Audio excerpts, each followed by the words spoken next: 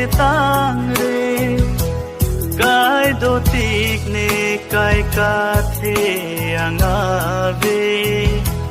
mandet mong ve aloba na sone